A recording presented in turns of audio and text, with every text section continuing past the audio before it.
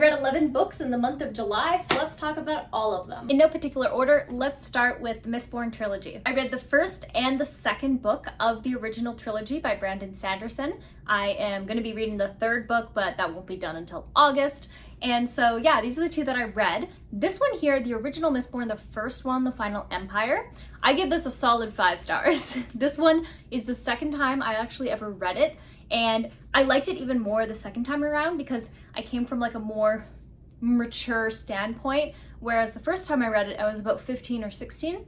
And so many years later, now I've read it again so I can finish the series, and this one was so good. The basic premise of the Mistborn trilogy, at least based on the 2 books that I have read, is that there's this lord guy called the Lord Ruler, and he's basically like a god, and he has pretty much he has a lot of strength, he has a lot of people who follow him, and he's just kind of just like in charge of everything. And there are these people known as Mistborn, and there's like allomancers and all this, and essentially all that means is that in this world, metals are really important because people can use these metals. So if you ingest pewter and you have like obviously like the right genes for it, you can become like really buff and strong. If you ingest like other types of metals, they do different types of things. So like gold will kind of show you stuff that's happened in the past, etc, etc. So Mistborn can basically use all of these elements, so they can push, they can pull on the metals, they can strengthen themselves, they can see a few seconds into the future, they can see a few seconds about like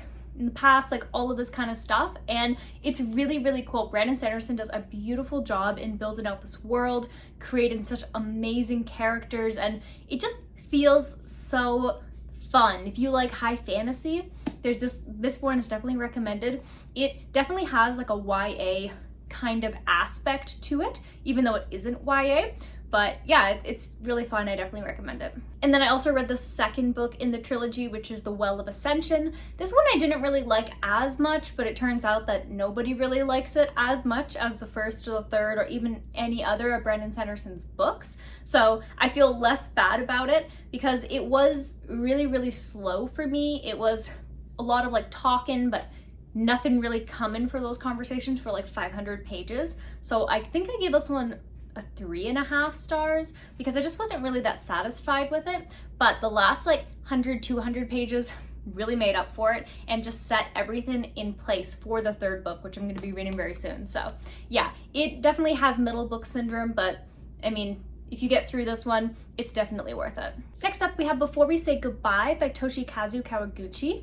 This is really fun because this is like the 4th book of the Before the Coffee Gets Cold series, and it's originally written in Japanese and it's translated to English, and it's such a nice, emotional, heartwarming, time travel-esque story. And so in this book, there's 4 short stories that all play on the theme of like grief and loss and regrets.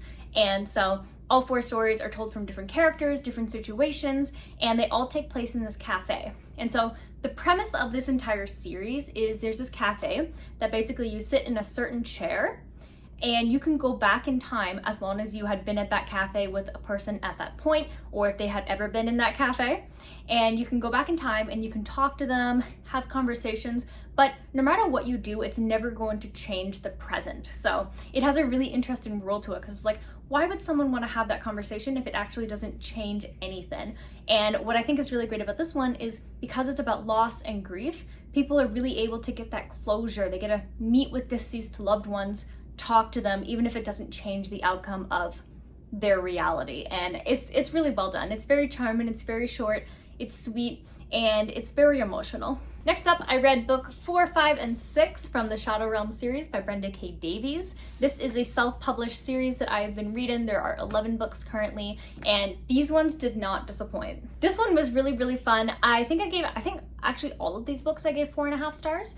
And this one's really fun because you get to interact with kind of like the main bad guy of like this arc, the main character, learning more about like their abilities and powers and stuff. And there's some really good romance and just like really great situations and really big surprises in this book. Honestly, in the entire series, it's really well done. Book number 5, actually, I think I gave this one 4 stars because it was just slightly below what I was looking for because it had one little area that was just a little bit slower paced, but overall it was really good. There was a lot of really great dragon content in this book, more understanding of like origins and backstories and histories of places, and the introduction to a bunch of really, really cool different types of like mythological magical creatures. And number 6, which is kind of like the conclusion of, I would say, like the main story arc, because the next books following after are not as focused on our main characters. So this one was good because it's just that build up to that big battle that the characters are having, creating this like army, going place to place. It's really, really fun. This was also a 4.5 for me. Next up, we have Every Summer After by Carley Fortune. This book was so good. This was like best friends to lovers done right, with beautiful scenery, cottage, summertime vibes in a Canadian setting as well, which just made it even better as a Canadian. And it was just so beautifully written, and everything just felt really real and fun. I think I gave it about a 4.5 stars. It did not get 5 because there was a situation in the book that did not need to happen and could have been done in any other possible way, but happened anyways. So that's the only reason I did not give this a higher rating, but this is like a high 4-star, 4.5 book, because it's just so fun. If you like those like best friends to lovers, summertime, swimming around, slice of life, that really just follows along like the growth and aging of these two characters as they meet when they're really young and then they grow up together, and it's like a coming of age story, and it's so fun. I definitely recommend this. Next up, we have Where Sleeping Girls Lie by Faridah Àbíké-Íyímídé, and this one is really fun. It's very different than the stuff that I usually read. This is a dark academia kind of like mystery thriller story, and it has a really, really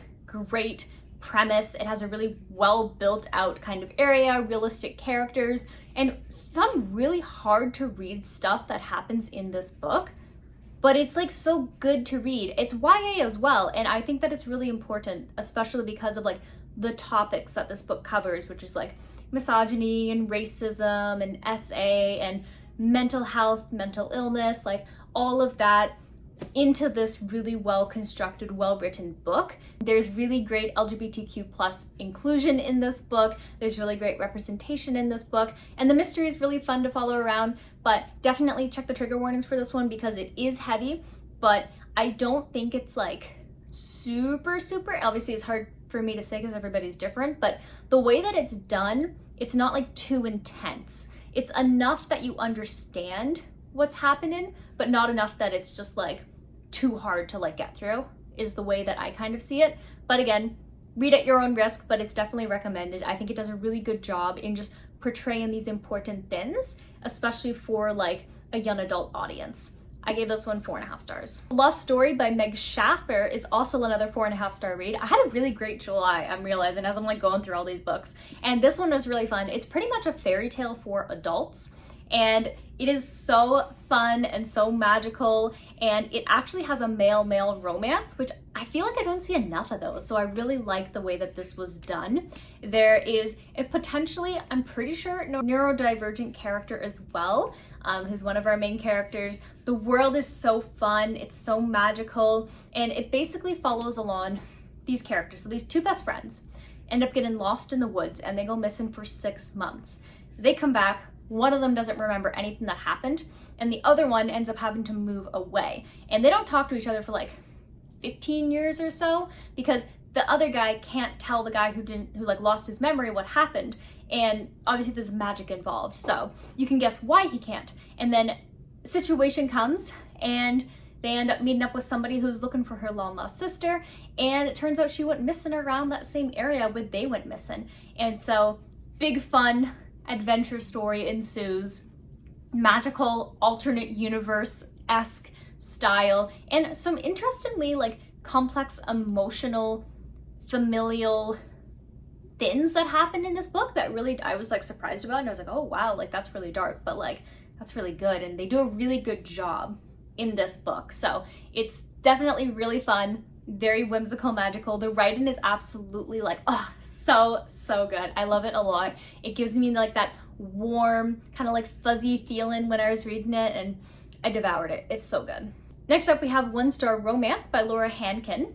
And this one was fun. It was a romantic comedy about two characters, Natalie and Rob, and their best friends are getting married, and this is how they meet. She's maid of honor, he is best man. And so they meet and they seem to hit it off pretty well. But then Natalie finds out that this guy gave her new book a 1-star review. And so she hates him. She doesn't want to do anything, like she doesn't want to be involved with him at all. But they have to be really civil to each other because obviously like their best friends are like their best friends and they don't want to like lose them or anything like that. And so as the years go by, it follows about like 10-year timeline as these characters are kind of like put into situations at different time periods because of their best friends who are having like gatherings or lake trips or this or like little celebrations. And so they kind of interact in that way. And it's really interesting to follow along the growth of these two characters. The book is beautifully, beautifully, beautifully written. I would give it 5 stars for the write-in. This book itself, I give 4.5 stars. And that's only because I hate Natalie's character.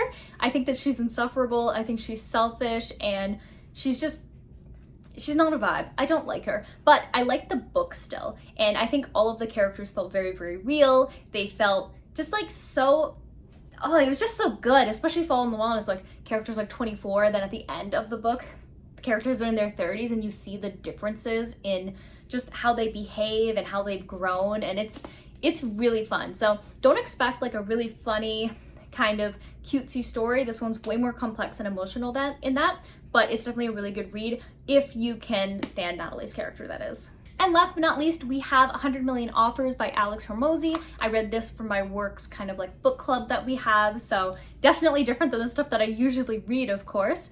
But this one here, it's about like creating offers that are just like so good that people will feel pretty silly if they say no. So it covers a lot of the basics of like how to make sure that you have a lot of value when it comes to like a product or a service or something that you're selling. And what I like the most about it though is, as like a copywriter, there's some really interesting stuff about headline writing and how-to formulas. And there was this really cool thing about a brick where it's like name all the different uses of like a brick.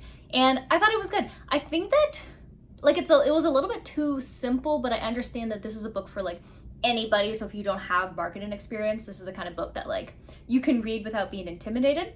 And then I would also say that, and no offense to Alex Hormozi, but I did feel that his voice in this book is definitely like a little bit pompous, a little bit self-centered. So I didn't really like that much, especially because the first 20 pages is just like trying to sell you on the book that you literally just bought. So I thought that was kind of weird, but I think that it had a lot of really great kind of like nuggets of information within it that you can apply to like the marketing and sales world. So that was good. And it's very simple, straightforward. If you're looking into getting into marketing, like this is a pretty good one to do. So these are all 11 books that I read in the month of July. It definitely gives you a good kind of like window into the types of books that I read and review on my channel here. So if you are definitely interested in watching like and people read these types of books, or you're looking for some really cool book recommendations within like the thriller, romance, fantasy kind of realm, definitely hit the subscribe button if you haven't already and turn on the bell notification. That way you get notified anytime a new video comes out. If there's a book in this list